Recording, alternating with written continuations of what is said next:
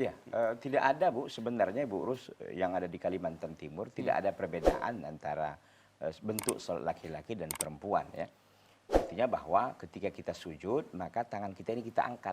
Jangan seperti ini kita sujud lalu apa namanya nggak kita angkat, dia diangkat. Wanita Jadi tetap ya saya? tetap diangkat dia, kecuali kita berjamaah itu agak sempit ya, agak Iya. masalah. Jadi tidak ada istilah orang itu katanya merapatkan sebagian dengan sebagian, tidak.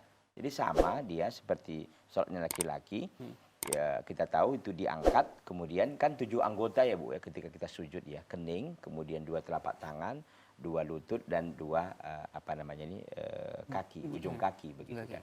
Nah itu yang dilakukan dan diangkat tangannya dan kakinya itu dirapatkan di apa namanya ini kaki satu dengan kaki yang lainnya itu dirapatkan begitu. Jadi begini posisinya, jangan direnggangkan gini tapi ditutup.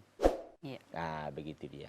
Dan memang harus dijauhkan antara apa namanya nih lambung dan paha begitu. Jadi dia agak mereng dia sujudnya. Jangan seperti sujud apa namanya nih seperti duduknya kodok begitu kan yang tertutup. Jadi tidak seperti itu.